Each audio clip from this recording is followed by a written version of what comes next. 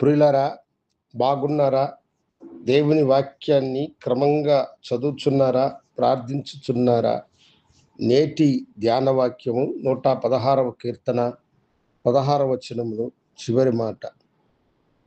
దేవా, నీవు నా కట్లు విప్పి ఉన్నావు. భక్తుడైన దావీదు ఇక్కడ దేవునికి మొరపెడుతూ, నేను నిజముగా నీ సేవకుడను, నీ సేవకురాలి కుమారుడనై ఉన్నాను. నీవు నా కట్లు విప్పినావు అని అంటున్నాడు. అవును, మనము దేవుని సేవకులము, దేవుని సేవకుల పిల్లలము. ప్రభువు మన యొక్క కట్లను విప్పినాడు.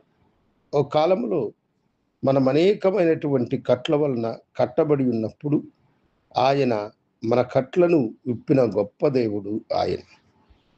మార్కు సువార్త 5వ అధ్యాయములో మనం చూసినప్పుడు, సేన అనే దయ్యములు పట్టినవాడు సంఖ్యల చేత అయినా వాడిని ఎవరూ బంధించలేకపోయినారు. కారణం ఏమిటంటే, వాడి దురాత్మల చేత కట్టబడి తన తల్లిదండ్రులకు వాడు దూరమై సమాధులలో నివాసము చేయుచు ఉన్నాడు.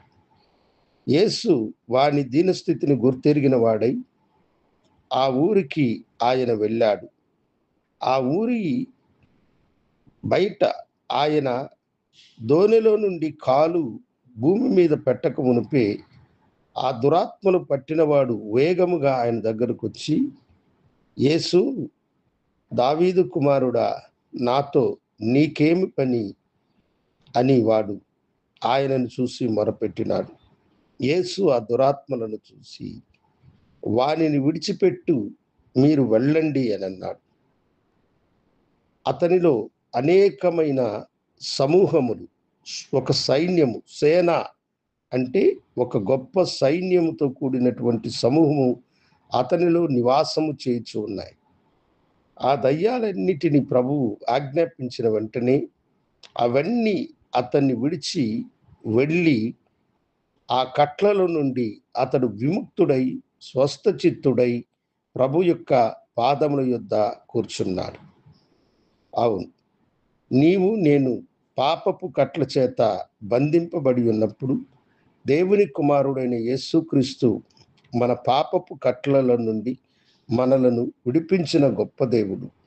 భక్తుడు అన్నట్లుగా మనము ప్రభు సన్నిధిలో ఎప్పుడు ప్రార్థన చేసేటప్పుడు, ప్రభువా, నీవు నా కట్లను విప్పినావు, నీకు కృతజ్ఞతాస్తుతులు నేను అర్పిస్తున్నాను అని భక్తుడు దేవునికి కృతజ్ఞతలు తెలియచేసినట్లు మనము కూడా కృతజ్ఞతలు తెలియచేయాలి.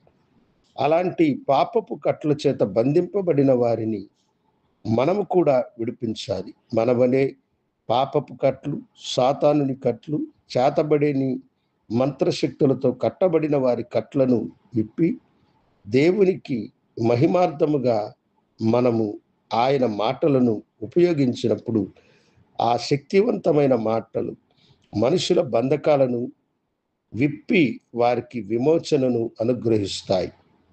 అట్టి విమోచన అనుగ్రహించడానికే ప్రభువైన యేసు మనందరి కొరకై మృతి పొంది తిరిగి లేచి మనకు పాపపు కట్ల నుండి విమోచనను ఇచ్చినాడు.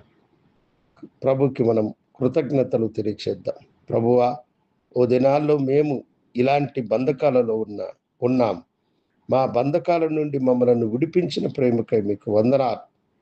అలాంటి బంధకాలలో ఉన్న బిడ్డలను కూడా ఇంకా విడుదల చేసే కృపను మాకు అనుగ్రహించమని, నీ నామపు శక్తి లోకానికి తెలియజేసే కృపను దయచేయమని యేసు నామమున అడిగి వేడుకొంచున్నాము తండ్రి.